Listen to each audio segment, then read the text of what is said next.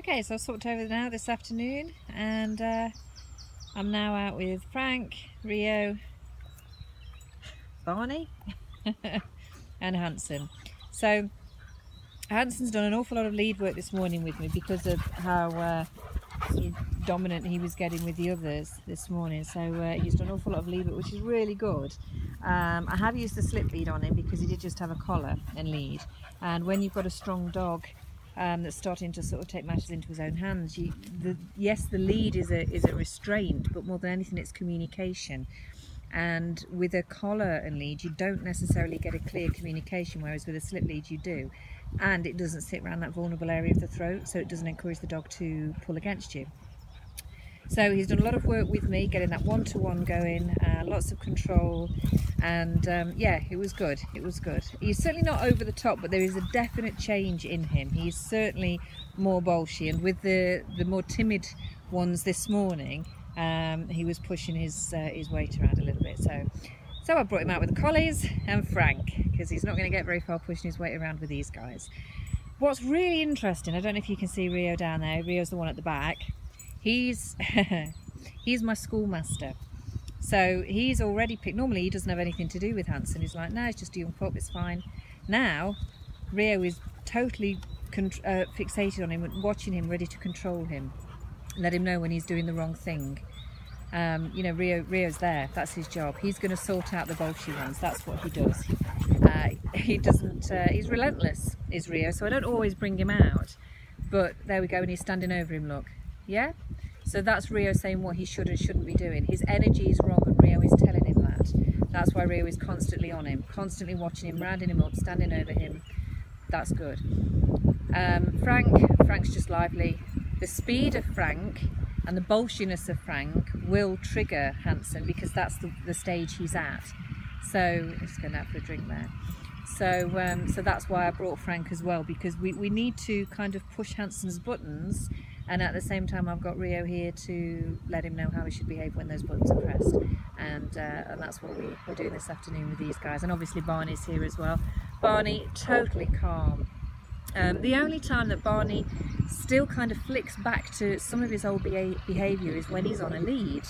And if you're just walking down the street and he's on a lead, if there's a dog on the other side, depending on what that energy is doing with that dog, if the dog's barking or being a bit reactive, then Barney will bark and be reactive back. He still flicks into that. Off lead, there's nothing. Off lead, he doesn't even look. He's not interested. But on a lead, he still flicks into that kind of behaviour, that habit more than anything. That's what it is. So it's not that he's thinking back to his old life and still panicking and he's scarred and it's not that. It's just a habit that he still flicks back into, just like we do. Okay, we all have habits. It takes a while to get out of them. So which is why when you're working with the dogs as well, you've got to give it time for the behaviour. This is learned behaviour, you know, this is the conditioning of it. It doesn't happen overnight. You get used to it. It's a behaviour, it's habit forming. It's not a trick like sit, stay. You know, it isn't that. We're working with the minds, we're working with how they interpret things, we're working with how they react. And you've got to get out of an old pattern to get into a new pattern. So you have to give it time. As long as you remain consistent and calm, that will always win. Calm and clear, confident, unfussed, slow body movements. Don't move your hands quickly. Keep everything nice and slow and calm. And they're all the qualities of the alpha, and that is what the dog will look at and think, oh yeah, they're in charge, they've got the right qualities, I can trust them.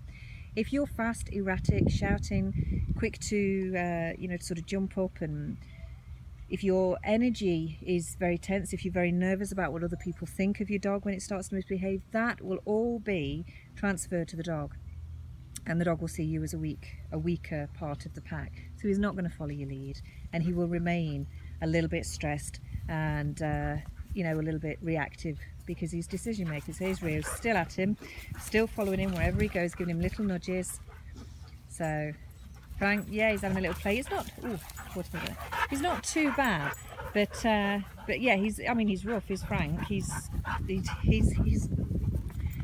yeah, not for the faint-hearted is Frank. Much better than what he used to be. But from how Hanson was this morning, he does need a little bit of that back, because he was really quite dominant. His paws were on top of the other dogs. Little BJ, he tried that with BJ a couple of times, and BJ took it. He growled at him a couple of times, but BJ looked at me to say, are you doing something? You know, he didn't react himself, which was perfect for BJ. That was great for his school day. And yes, I stepped in and controlled it. But it was just, you still have to give them that chance to see what they're going to do and how far they're going to take it. And yeah, this one with the smaller dogs, interestingly, he didn't offer to do any of that behaviour with Ross. So yeah, it kind of said it all, really. And it's just his age, it's just the stage that he's at, and Hanson will grow out of this. This is part of your puppy stage, you know. It's just another chapter of the development, and that's what we're dealing with. So they're loving the water over there. I'm just going to pick this lead up here and start off walking this way. This way! Just watch where I'm going. So just as a little recap, oh, there we go. As a little recap, Aqua Barney, whenever he found water, we couldn't get him out of it. This is Aqua Barney, and now he does come out of it. So just a little recap on that. I don't know if anybody remembers, but yeah, the test with him, sort of back end really of last year, early parts of the year, was actually going past water and stopping him from going in, or at least getting him out. You know, we'd go in and then you couldn't get him out. So that was quite a big job, that was. And now, yeah, he's totally calm with it. So I'm going to carry on with this walk. The sun is great. This is just fab, absolutely fab.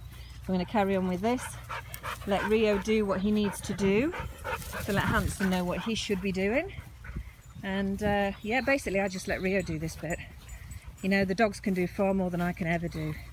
So yeah, let Rio do his job. That's what he does best, my little schoolmaster. Okay, see you later.